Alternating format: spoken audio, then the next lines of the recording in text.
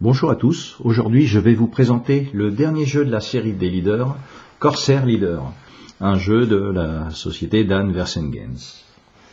Alors ce jeu est en anglais, par contre sur BGG, donc Board Game Geek, vous allez trouver une traduction en français, une traduction intégrale des règles, qui est vraiment très bien traduite. Et l'auteur de la traduction, alors c'est que des abréviations, c'est JLEL. Voilà, donc je vous conseille d'aller la télécharger, elle est vraiment très bien faite. Donc, Corsair Leader nous ramène dans la Deuxième Guerre mondiale, dans la guerre du Pacifique, entre les Américains, essentiellement les Américains, contre les Japonais. Corsair Leader est composé de cartes, nous avons 3 types de cartes, les cibles, les cartes événements, et enfin nos avions. Il y a également 2 dés qui sont fournis, 2 dés à 10 faces, qui vont de 0 à 9, sachant que le 0 égale à 10. Donc moi ce que j'ai fait, j'avais acheté d'autres dés pour notamment U-Boat Leader, avec des dés à 10 faces, où le 10 est bien affiché en 10 et pas en 0. Bon, il n'y a pas forcément besoin de le faire, mais moi je trouvais ça plus sympa. Nous avons également des jetons. Alors, il y a beaucoup de jetons. Alors, ça va représenter essentiellement les avions que nous avons, les armes que nous pouvons avoir, d'autres petits jetons que je vous expliquerai après, et les jetons cibles. On en voit ici, mais ils sont pas dans mes boîtes. Là, ils sont dans des sachets. Je vous expliquerai après ces jetons également. Et nous avons des campagnes. Donc on va commencer par cette partie-là, puisque c'est la campagne que vous allez choisir qui va déterminer votre organisation de jeu. Alors, comment est composée une feuille de campagne? La partie du haut, c'est le théâtre des opérations. Les forces américaines qui seront présentes, et là, c'est le niveau. Donc, là, c'est la partie d'introduction. En bas à gauche de la carte, vous avez le type d'avions qui sont disponibles pendant cette campagne. Alors c'est pas mal, puisqu'en fait maintenant vous avez pu vous préoccuper de l'année des avions.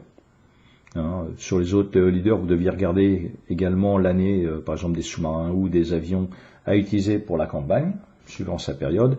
Là en fait, les avions que vous avez sont ceux que vous pouvez utiliser. Donc vous verrez, après on reviendra sur les cartes avions. Vous avez quand même l'année où ils ont fonctionné, où ils étaient en service, mais vous n'avez pas vraiment à vous en préoccuper. Et ici, c'est lorsque vous allez devoir remplacer des pilotes, vous les prendrez au niveau green. Sur cette partie-là, vous avez les armes spécifiques. Ce sont des armes qui seront disponibles ou pas dans cette campagne. Alors ce sont des armes spécifiques. Vous avez des armes qui seront disponibles pendant toutes les campagnes. Donc là, le napalm et différentes roquettes.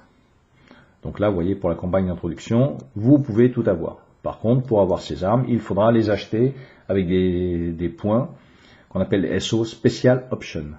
Je vous expliquerai tout ça en détail plus tard. Et ici, les bandits, ce sont les ennemis. Quand on parle de bandits, ce sont toujours les ennemis. Avions, ce sont les avions ennemis. Donc vous avez ces jetons-là, avec cette référence-là. On verra après, je vous montrerai un jeton ennemi. En fait, il est composé d'un avion d'un côté et de troupes au sol de l'autre. Alors, c'est pareil là. Ils sont mis à titre indicatif par rapport à d'autres jeux de la série Leader. Sur les jetons côté avion, vous avez également l'année d'utilisation de ces bandits.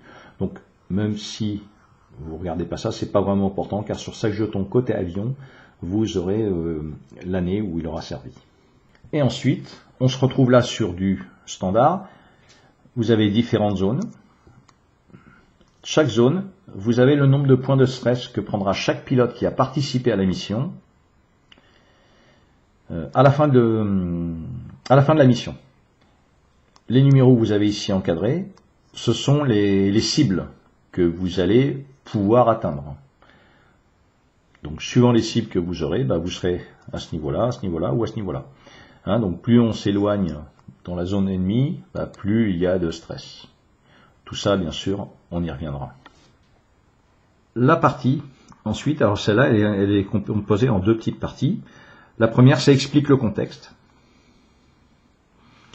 Et la deuxième sont des conditions de campagne. Ensuite, on passe à la phase de campagne. Donc, vous avez possibilité de jouer cette campagne en court, en moyen ou en long. En cours, elle se passera sur 3 jours, c'est-à-dire vous ferez 3 attaques. Hein. Vous avez 20 points de Special Option, on y reviendra plus tard. En niveau moyen, en temps moyen, c'est 6 jours. En temps long, c'est 9 jours. Ici, en gros, par rapport, une fois que vous aurez terminé la campagne, par rapport au nombre de points de victoire que vous aurez, voilà, on vous donne une évaluation.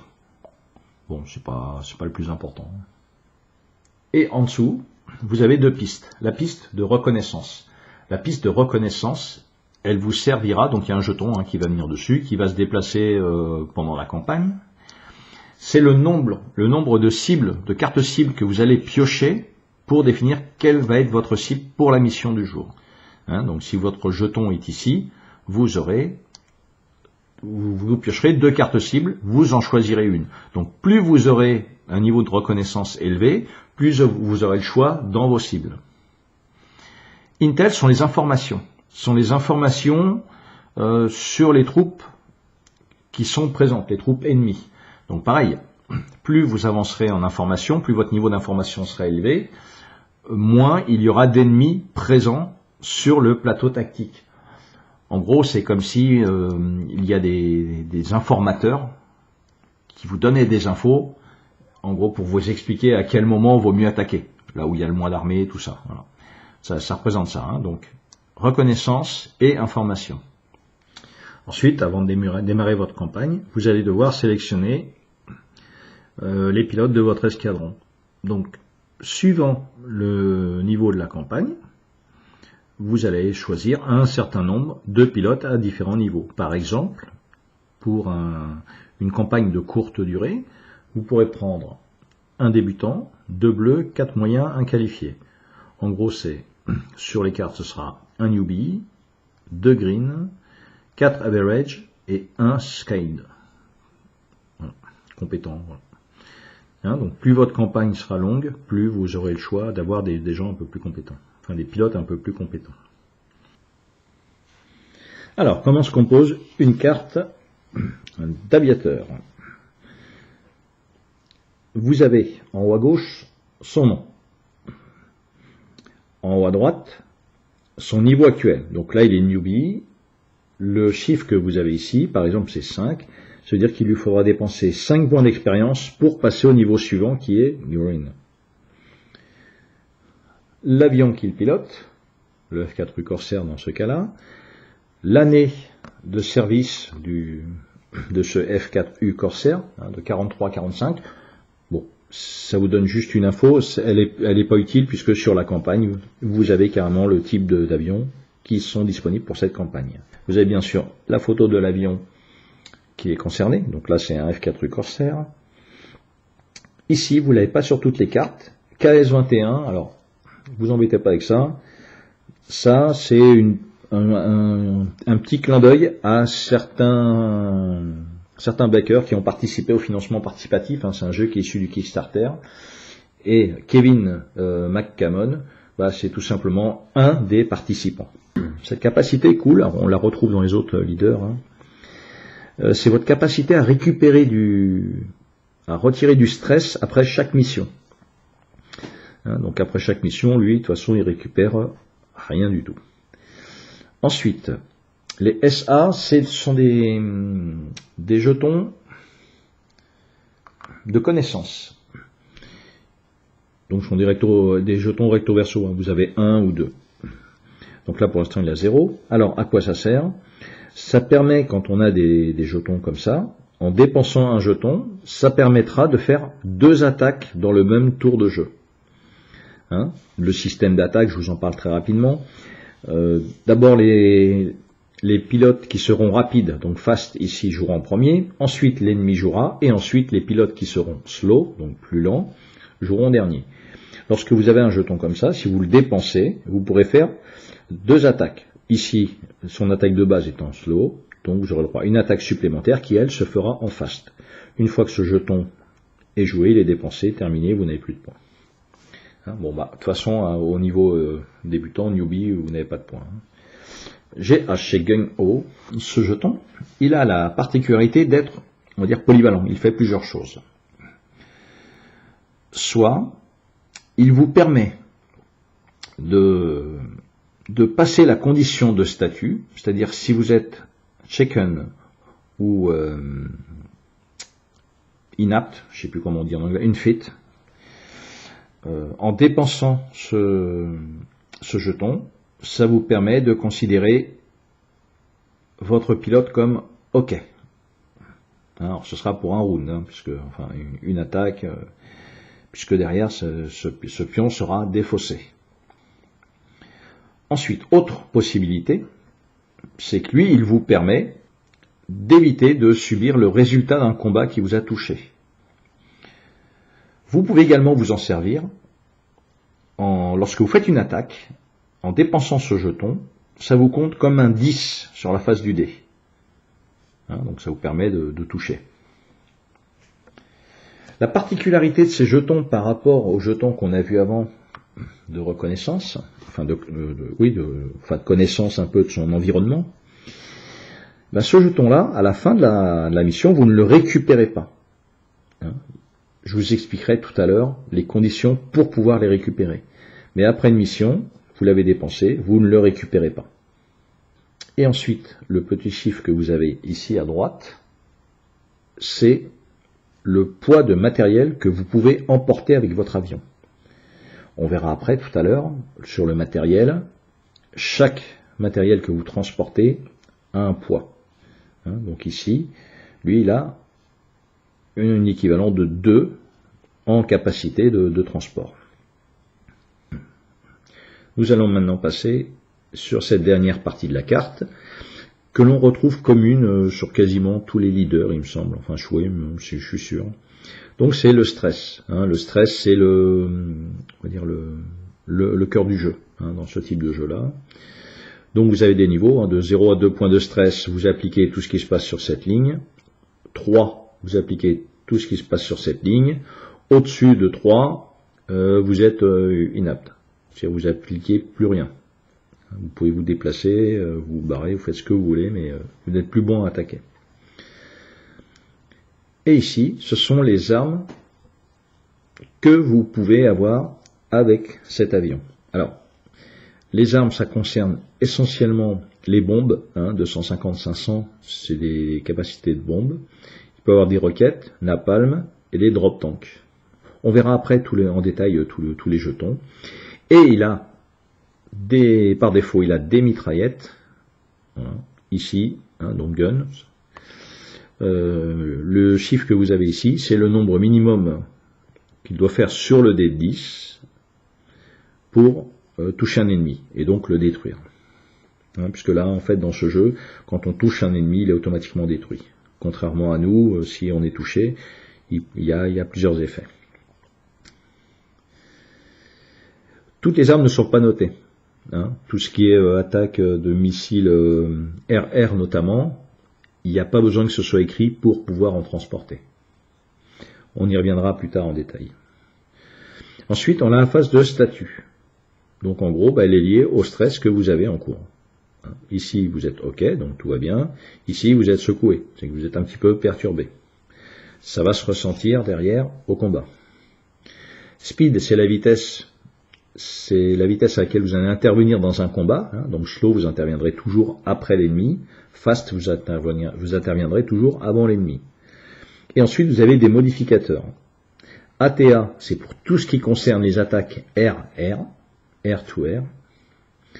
Donc si vous êtes entre 0 et 2 points de stress, vous êtes OK, vous n'avez pas de malus ni de bonus. Si par contre vous êtes à 3, vous avez une pénalité de 2 sur votre dé à 10 faces lorsque vous allez attaquer. Ou faire des manœuvres, on y reviendra également plus tard. Et ATG, c'est Air to Ground, donc c'est les armes que vous allez utiliser pour attaquer les cibles au sol. Donc pareil, vous êtes OK, vous avez -1 au dé de 10. Si vous êtes secoué, check-in, vous avez -3 au dé de 10. Ce sont des cartes recto verso, vous en avez 3 par pilote, de façon à avoir les 6 niveaux.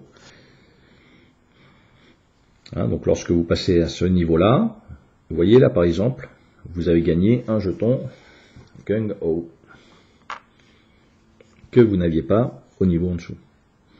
Hein, après, on retrouve également des valeurs de stress différentes, c'est-à-dire que vous supportez un petit peu mieux le stress de la situation. Bien sûr, les armes que vous pouviez transporter, elles ne vont pas changer, puisqu'elles ne sont pas liées à un niveau d'expérience, elles sont liées à une technologie d'avion. Hein, et vous pouvez également avoir des modificateurs ici. Hein, les modificateurs, ceux qui ne changeront pas, c'est le poids de ce que vous pouvez transporter et les armes que vous pouvez transporter. Alors ce qui est sympa, c'est que sur le plateau tactique, vous avez l'ordre du tour, enfin de tout ce qui se passe, tout ce que vous avez à faire. Donc c'est nickel, hein, vous suivez ça et c'est impeccable. C'est très très bien décrit aussi dans la règle en français. Donc je vais vous expliquer comment ça fonctionne, tout simplement en suivant ce qui se passe dans un tour de jeu. On va commencer par tirer des cartes cibles. Les cartes cibles, pour rappel,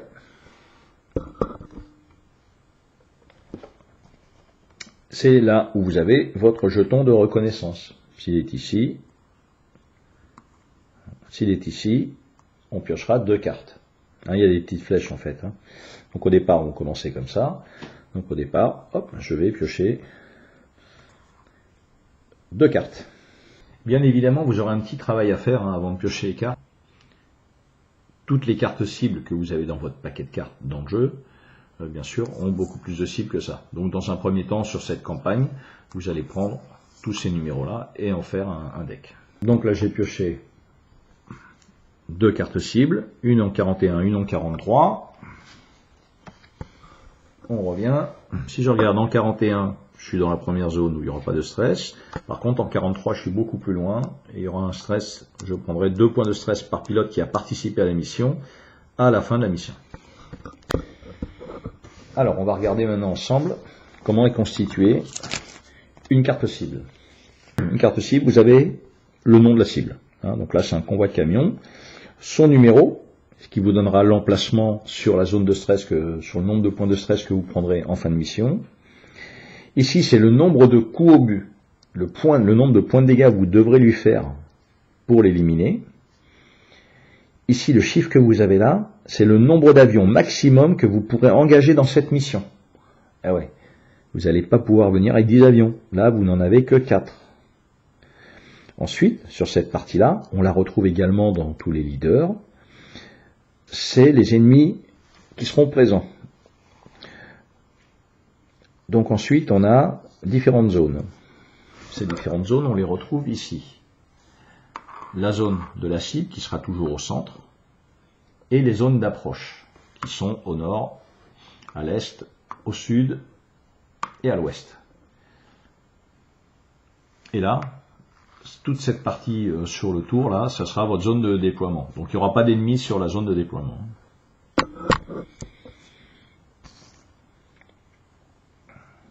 Donc si on regarde ici, vous avez donc sur la cible, vous aurez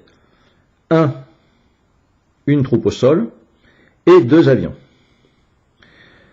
Sur chaque zone d'approche, hein, donc il y en a 4, vous n'aurez pas de troupe au sol, par contre vous aurez un avion. Ou pas. Hein, on les tirera après, je vous expliquerai comment on tire ça. Cette mission vous rapportera 2 points de victoire, vous permettra d'avancer votre jeton reconnaissance sur la piste de campagne de 1 et d'information de 1. Ce que vous avez ici, ce sont des mots-clés. Donc secondary, small et soft. On y reviendra un petit peu après. Après, vous avez un glossaire aussi sur chaque mot-clé. J'ai choisi la cible. Ensuite, on va déterminer et on va placer les troupes au sol. Donc on s'aperçoit là, en fait, les troupes au sol, il y en a uniquement un avec notre convoi. Donc j'ai pioché un jeton ennemi. Ce jeton ennemi, il me donne le type là d'avion d'un côté et surtout l'année. C'est pour ça que vous n'avez pas besoin de vous embêter à suivre ce qui est marqué dans la campagne avec le type bien particulier. L'année est suffisante en fait pour savoir si vous êtes bien ou pas. Donc moi ce que je vous conseille, c'est ce que j'ai fait dans chaque sachet que j'ai pris. J'ai mis les jetons ennemis de la même année. Ça, je suis tranquille. Après, je mets ça dans un sac ou dans un bol, comme vous voulez, et c'est plus facile pour tirer vos jetons. Donc, d'un côté, on a la face avion. On la reconnaît avec... déjà, il y a l'avion, mais en plus, il y a une petite bande jaune. Tout ce qui est jaune, c'est lié à ce qui se passe en air. Ici, dans ce cas-là, il n'y aurait pas de bandit, c'est-à-dire il n'y aurait pas d'avion. Mais comme là, nous sommes sur la phase où il faut déterminer les forces au sol, on retourne le jeton. Et là, nous avons nos troupes au sol. Alors, regardons de plus près le jeton de troupes au sol. Ici, il y a un petit S. Ça veut dire que c'est une cible, qui est déjà notée là, qui est soft. Soft, ça veut dire quoi? Ça veut dire que certaines armes qui seront tirées par les avions ont des bonus quand ils tirent sur des ennemis au sol. Ici, vous avez le nom de la troupe, donc des fusiliers. Ici, c'est le chiffre qu'ils vont devoir faire pour vous toucher. Donc, eux, en gros, ils ne peuvent pas vous tuer, ils ne peuvent pas détruire. Ils peuvent juste vous faire perdre du stress. Il y a 3 chiffres possibles. Donc, le premier, vous perdez du stress. Le deuxième, si vous arrivez à ce niveau-là, votre avion sera endommagé. Et si vous arrivez au niveau du 3e numéro, là, vous serez détruit. On va le revoir après, voilà. Mais en gros, des gars avec des carabines, des pistolets mitrailleurs et tout ce que vous voulez sur votre avion, à part vous mettre du stress, ils ne vous feront rien d'autre. Et ils ne peuvent tirer uniquement sur des avions, des cibles, qui sont à altitude basse, low altitude. Maintenant, on va prendre un autre cas. Alors, on pourra voir peut-être avec la cible. Voilà, un exemple. Là, il y a un avion, mais si c'est un site que je dois prendre, nos sites, il n'y a pas de troupe. Alors, je vais revenir sur les fameux 3 chiffres. Donc là, vous voyez cet avion. S'il vous tire dessus, s'il fait 5 ou plus, mais jusqu'à 6, vous prendrez du stress. Si vous faites 7, votre avion sera endommagé, on y viendra tout à l'heure. Et si vous prenez 8 ou plus, votre avion est détruit. Le -1, cet avion a un malus de -1 quand il vous tire dessus, et il aura également un malus de -1, pardon. Il aura également un malus de -1 lorsqu'il fera une manœuvre. On y reviendra plus en détail. Ici, vous avez également le niveau de l'avion. Alors, c'est important si vous allez taper des ennemis qui sont légendaires ou vétérans. J'ai fini cette phase-là. C'était les sites, donc les troupes au sol. Il n'y en a pas en phase d'approche, il y en a bien une ici.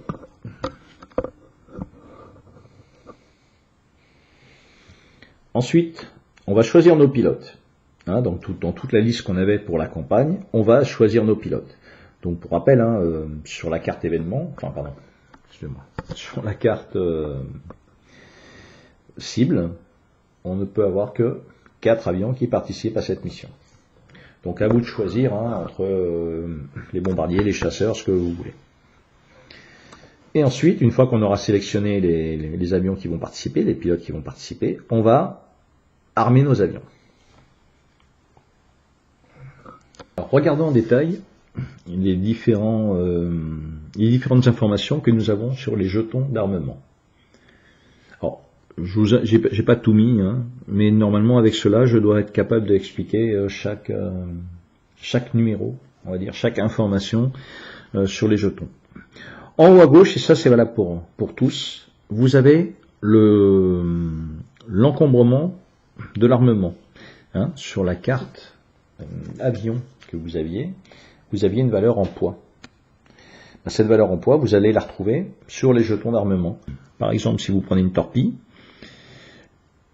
je vais vous expliquer après les torpilles, parce que tu dis, attends, Tu as des troupes au sol et puis des troupes en air, tu utilises des torpilles, tu as un problème, garçon. Voilà.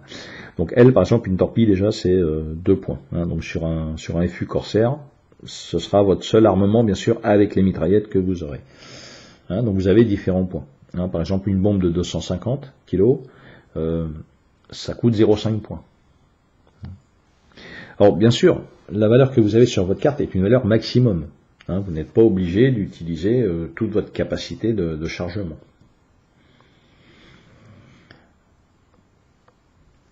Ensuite, lorsque vous avez des bandes jaunes comme ça veut dire que ce sont des armes qui sont uniquement RR. C'est-à-dire avec ça, vous allez tirer sur les avions ennemis. Vous ne pouvez pas attaquer de troupes au sol avec ça. Ensuite, vous avez des numéros. Alors on va prendre celle-là le plus simple. Hein. Un seul numéro. Donc ça veut dire que si vous faites 9 ou plus sur votre cible, vous la détruisez. Ou vous infligez 1 point de dégâts. Hein, je vous avais dit que les cibles, les ennemis, dès qu'ils subissent un point de dégâts, dès que vous les touchez une fois, ils sont détruits, sauf la cible de votre mission, hein, qui elle a un certain nombre de points de dégâts à encaisser avant d'être détruite.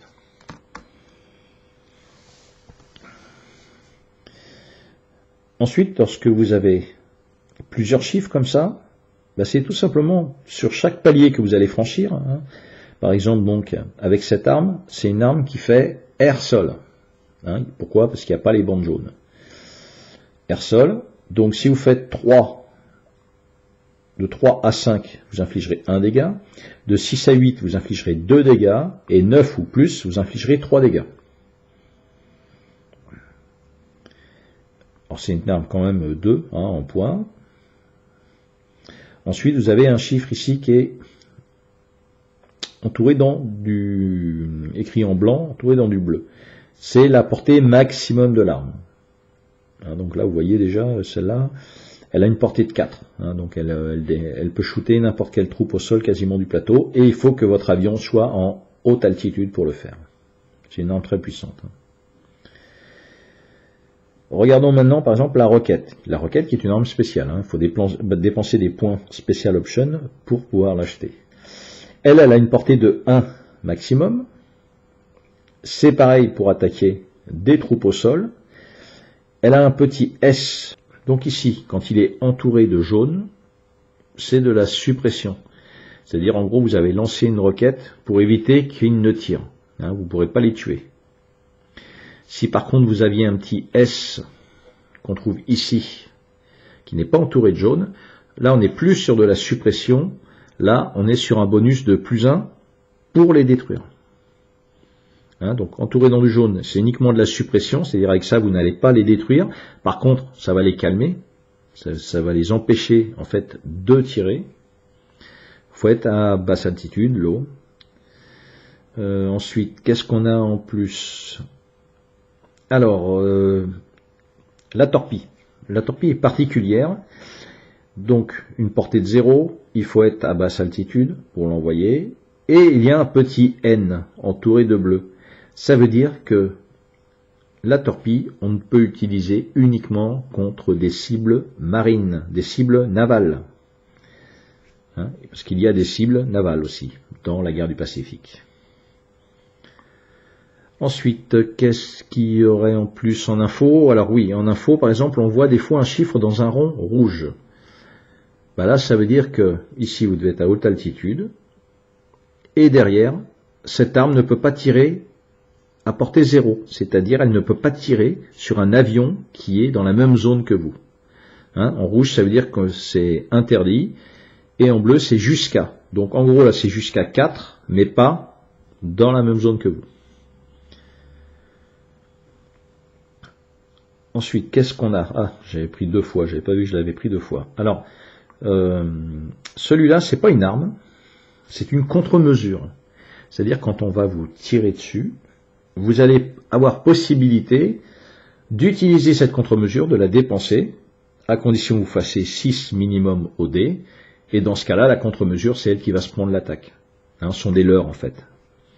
Alors, le souci, c'est que, par exemple, c'est pas expliqué dans la règle. Voilà, malheureusement, comme le 0 encadré, le 0 dans du rouge, ça n'est pas expliqué dans la règle.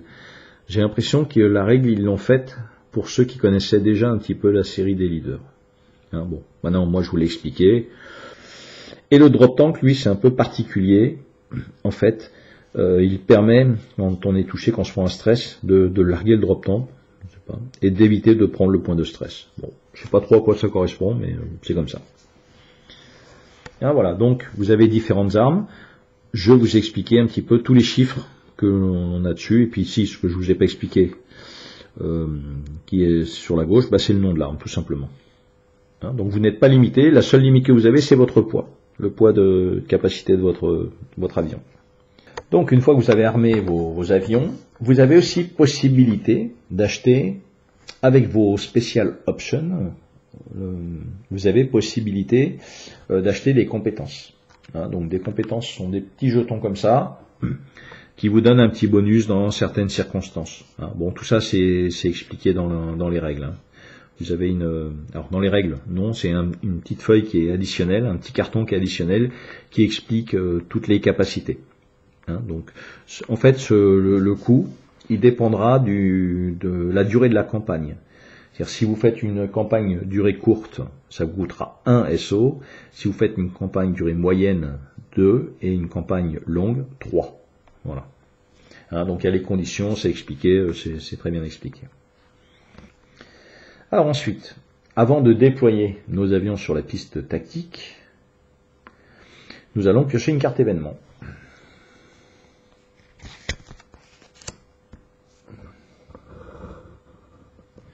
La carte événement, elles sont toutes pareilles, hein, elles sont constituées en 3 zones. Lorsqu'on vous demande de piocher une carte événement pour la première fois, vous allez regarder la zone qui est en haut.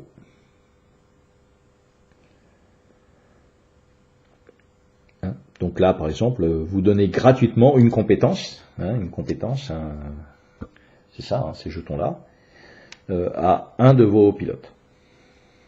Donc ça, c'est génial. Alors, il y en a qui sont plus méchantes. Hein. Voilà, donc là, une fois que vous avez appliqué ça, vous défaussez la carte. Ensuite, on va placer nos avions. Alors, j'avais 4 avions pour cette mission. Je les place et je choisis sur quelle face je vais placer, soit en haute altitude, soit en basse altitude. Bon, autant vous dire que de manière générale, on commence toujours en haute altitude. Donc une fois qu'ils sont placés, on va déterminer et placer les bandits. Et là, on revient sur notre carte de cible et on regarde donc. Sur la cible, on place 2 bandits, 2 avions. Allez, on va dire que j'ai tiré ces deux-là. Hop là. Bon, je vous explique pas, hein, de toute façon c'est toujours pareil. Hein, les chiffres, tout ça, c'est pas. Une fois que je vous ai expliqué une fois, ça vous l'avez compris. Et ensuite, sur chaque zone d'approche, on va tirer au hasard, aléatoirement, un jeton bandit pour chaque zone. Donc j'ai tiré tout ça. Alors bien sûr, je définis les zones avant, hein, on va dire, voilà. Donc j'en mets un par zone, hein, là j'ai montré 4, mais par exemple, si sur ces 4 là que j'ai tiré, ben, vous voyez que sur une zone, en fait, il y aura juste un avion ennemi. Les 3 autres, c'est nos bandits, donc tant mieux. Voilà. Donc, mais par contre, il aura été placé une fois que j'aurai placé mes avions. C'est-à-dire que comme je vais les tirer un par un, je vais choisir mes zones au fur et à mesure, et affecter au fur et à mesure. Donc si j'avais pioché celui-là en premier en disant c'est cette zone-là, voilà, on se retrouve ici. Et les autres zones n'ont rien. Hein, on ne peut pas dire après, ah ben non, attends, finalement, il y a un avion ici, je vais attaquer là. Non, non, on ne peut pas. Hein. Donc c'est pour ça qu'en fait, eux, ils viennent après. C'est le petit fun dans le jeu. Ensuite, on va regarder sur notre fiche de campagne le niveau d'information. Intel. Intel, il est ici, par exemple. Ici, il n'y a pas de changement. Si le niveau avait été ici, on enlevait une troupe au sol. Ici, une troupe au sol, un bandit. Voilà. Donc, plus on a notre niveau d'information qui est fiable, qui est important, moins il y a d'ennemis. Donc ensuite, après avoir fait la phase d'ajustement en fonction de du niveau d'information que nous avons sur notre campagne, on pioche de nouveau une carte événement. Et comme c'est la deuxième fois que nous avons pioché, hein, la première était ici, la deuxième est ici, maintenant on va regarder la partie centrale de la carte événement. Donc c'est une autre carte événement, hein, bien sûr.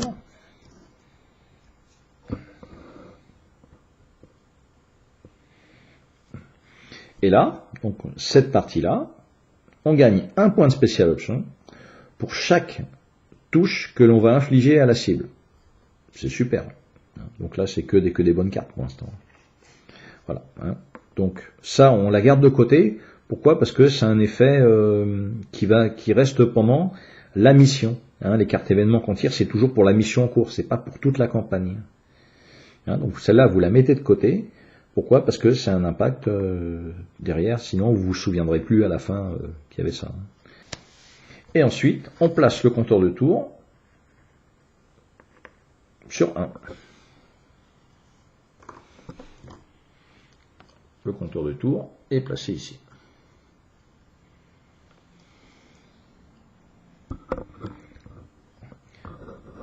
Ensuite, nous faisons cette phase-là. Cette phase-là, vous voyez, c'est écrit 5 fois. Ça veut dire que on va faire 5 fois de suite cette phase-là. 1, 2, 3, 4, 5 avant de passer à cette phase. Donc on va commencer. Les bombardiers qui décident de piquer. Donc ils peuvent passer de la position height, haute altitude, à L, low. Bon, c'est pas une obligation. Donc lorsque je suis là, les bombardiers, c'est Ludwig et lui, je sais plus comment il s'appelle, Martin. Voilà. Si j'avais été sur la cible, par exemple, ben là, clairement, je me serais mis en piqué, en low, pour pouvoir attaquer. Puisque les bombes, toutes les bombes que l'on peut larguer, on les largue à basse altitude. Ensuite, nos pilotes qui ont la vitesse fast vont pouvoir attaquer. Stacy, il est en fast, il peut attaquer. Donc là, je vais utiliser soit cette arme, puisque c'est du RR contre l'avion ennemi. Ça s'utilise à haute ou à basse altitude, jusqu'à une portée de 1, il faut que je fasse 6. Donc admettons que je veuille attaquer mon ennemi. Donc je suis à une distance de 1, donc je peux le faire. Le score de base est 6. Lui, il a moins 1. Donc déjà, mon score de base passera à 5.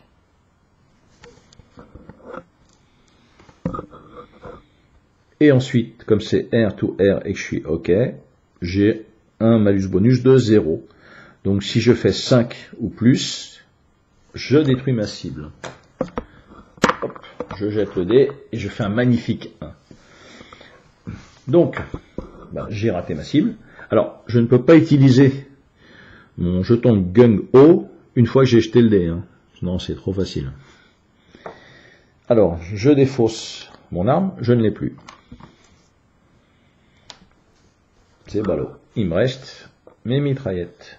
Sauf que les mitraillettes, pour attaquer, alors je vous expliquerai tout ça dans une phase, une autre vidéo, parce que la phase de combat est un petit peu particulière. Là, je vous dégrossis juste le jeu. Mais les mitraillettes, on ne peut les utiliser que lorsqu'on est dans le même emplacement que notre cible. Et si on veut attaquer des troupes au sol avec nos mitraillettes, il faut qu'on soit à basse altitude, ce qui n'est pas déconnant. Ensuite, ce sont les troupes au sol et les avions ennemis qui vont nous attaquer. Alors, quand ils nous attaquent, alors eux, pour nous attaquer, ils doivent respecter aussi les portées qui sont écrites sur leur jeton. Et s'il n'y a pas de portée écrite, elles doivent être, les ennemis doivent être dans le même emplacement que nous. Lorsqu'on est attaqué, on a toujours possibilité de faire un test de suppression ou de tenter une évasion. Tout ça, je vous l'expliquerai dans une autre vidéo. La partie combat, elle est un peu particulière. Je vous l'expliquerai après. Et ensuite, une fois que nos ennemis ont attaqué, ce sont tous les pilotes qui sont en vitesse slow qui peuvent attaquer. Ensuite, une fois qu'on aura attaqué, on bouge nos avions. Donc on bouge toujours de une case. Adjacent, donc je pourrais très bien bouger ici, ici, ici. Bon, sachant que j'ai 5 tours pour détruire ma cible, je ne vais pas commencer à jouer au chat à la souris. Hein. Sinon ma cible, je ne pourrai jamais la détruire. Donc là, je vais m'avancer. Et tout de suite, là, ce que je vais décider, c'est d'engager le chasseur ennemi. Alors, pourquoi engager un chasseur ennemi? Donc bien sûr, je vais l'engager avec un chasseur, hein. Un bombardier. Les deux bardiers, Martin et Ludwig, eux, sont des bombardiers, ils ne sont pas là pour engager des chasseurs. Donc ils n'ont pas le droit d'engager un chasseur. Par contre, je vais dire, ok, Stacy, lui, il va se concentrer sur le chasseur, il va l'engager. L'avantage de l'engager, c'est-à-dire que lorsque nous aurons une phase de combat, le chasseur japonais, lui, sera obligé de rester sur cette cible-là. Parce que par défaut, si un ennemi, lorsqu'il doit attaquer, n'est pas engagé, il va essayer d'aller taper nos bombardiers. Donc inutile de vous dire que vous avez intérêt d'engager les chasseurs ennemis avant qu'ils viennent taper vos bombardiers. Et une fois qu'on a bougé nos avions, ce sont les avions ennemis qui vont bouger. Donc un avion ennemi, la règle pour bouger, s'il y a encore des avions disponibles, c'est-à-dire qui ne sont pas engagés par un autre avion, ils peuvent s'avancer vers nous de une case. Donc les deux là pourraient venir ici.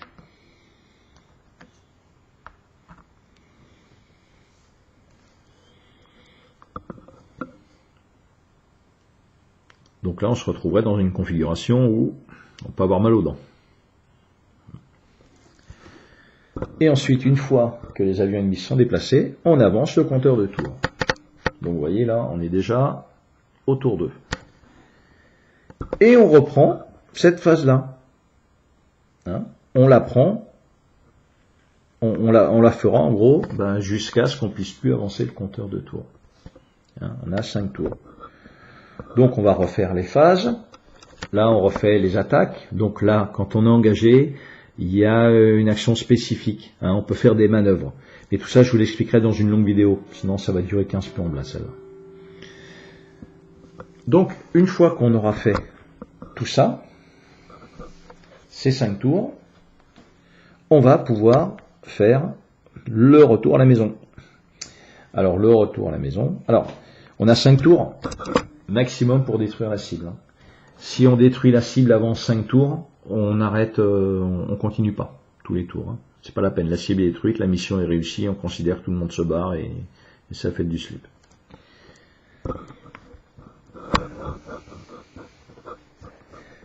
Donc une fois qu'on a fait cette phase-là 5 fois, on a terminé notre mission, réussie ou pas, elle est terminée. On rentre à la maison, on pioche carte événement et cette fois, on regarde la partie 3. Hein, ici, ça nous dit que, vous voyez, le titre, hein, c'est, on a pris du stress, hein, on est un peu secoué.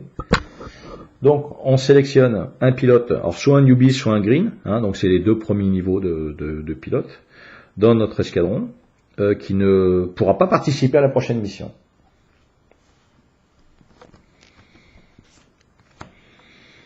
Ensuite, on va jeter le dé de 10, si nécessaire, c'est pas forcément le cas. En fait, alors ça on le retrouve dans d'autres leaders. Quand vous avez un pilote qui a été abattu, il n'est pas forcément mort. On va jeter un dé de 10, et suivant le résultat, on va réussir à le récupérer. Retour au bercail. Hein, donc là on est sur la phase, donc tirer carte événement en phase 19, phase 20, lancer les résultats du dé si nécessaire. Donc ce qu'on vous dit, hein, c'est que votre pilote a été abattu, on va jeter un dé de 10. Si on fait 10 ou plus, parce qu'on peut avoir des bonus. Hein. Le pilote subit 3 stress en plus de tout stress subi par la mission et gagne 1 point d'expérience pour avoir participé à la mission. Autant vous dire que 3 stress plus le nombre de stress qu'il aura pris par rapport à la mission, il ne va pas récupérer tout de suite le garçon. 8 à 9, récupérer sous les tirs. Le pilote subit 5 stress en plus de tout stress subi par la mission, gagne 1 point d'expérience. 6 à 7, disparu au combat. Le pilote devient inapte pour le reste de la campagne, à moins d'être sauvé par une carte événement. Voilà. Ajoutez un pilote de remplacement à votre escadron. Hein, donc quand on nous dit ça, ajoutez un pilote à votre escadron, on va venir sur notre carte campagne. Pilote de remplacement, ils sont au niveau green.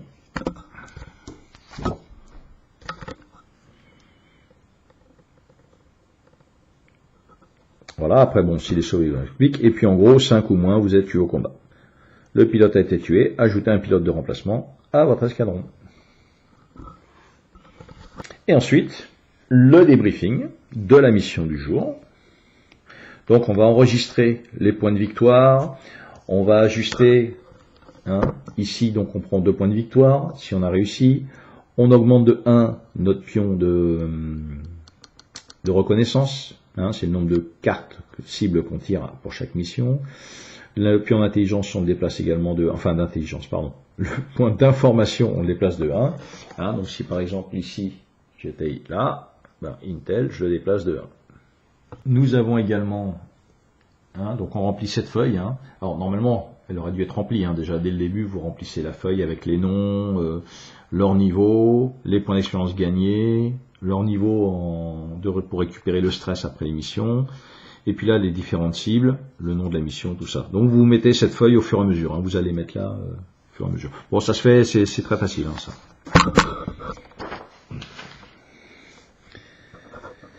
Ensuite, on ajoute les points de stress qui sont pris par la mission. Hein, donc ça, pour mémoire.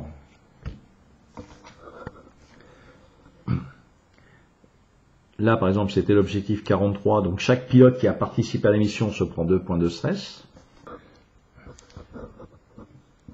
Ensuite, récupération du stress. Alors, il y a 2 possibilités. Soit votre pilote a participé à la mission et sur sa carte, il a la compétence cool. Donc par exemple, Stacy récupérerait 1 point de stress par rapport à tout ce qu'il a pris. Et pour les pilotes qui n'ont pas participé à la mission, ils récupèrent 2 points de stress.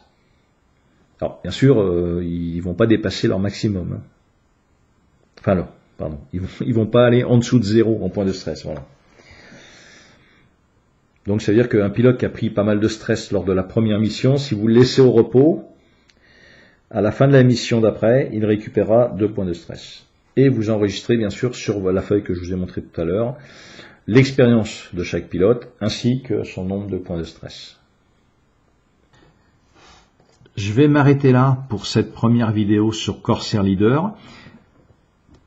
Ça vous permet d'avoir une vision globale du jeu. Hein. Après, il y a pas mal de petits détails qui sont très très bien expliqués dans les règles, hein, et très très bien expliqués dans la traduction des règles. Je reviens encore sur cette traduction qui est vraiment nickel, qui est digne d'un professionnel tout simplement. Hein. Il y a même des professionnels qui n'ont pas ce niveau-là de traduction. Donc moi j'ai trouvé vraiment très très bien. La prochaine vidéo, je vous parlerai un petit peu plus des combats, puisque sur les combats, on va avoir un tableau qui va nous faire des manœuvres en fait. Quand on est engagé, on a des manœuvres à faire, on peut faire des manœuvres. Et ces manœuvres vont vous permettre de gagner des positions avantageuses ou pas, si vous foirez vos manœuvres. Donc plus vos pilotes sont expérimentés, plus ils ont de compétences. Hein. On prendra la compétence ATA, Air to Air, sur le... Vous voyez là par exemple, bon lui il a 0. Qu'est-ce que...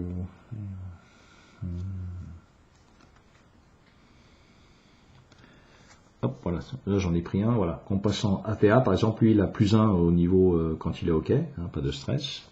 Donc on va utiliser aussi cette compétence qui nous sert en bonus-malus sur dès qu'on fait un combat aérien, mais ça va nous servir également pour les manœuvres. Hein, donc il y a nous, nos manœuvres, et puis il y a aussi l'avion ennemi qui va faire des manœuvres. Ici est récapitulé tous les bonus-malus que vous pouvez avoir. Voilà. Et ici, les bandits légendaires ou vétérans que vous avez tués, hein, c'est la petite lettre qu'il y a sur certains avions. Vous les mettez là, ça vous rapportera des points. Donc tout ça, je vous l'expliquerai sur la vidéo spécifique pour les combats. Si vous avez des questions, n'hésitez pas. Et puis sur ce, je vous souhaite une bonne fin de journée ou une bonne nuit, suivant le moment à laquelle vous regardez cette vidéo. Allez, salut!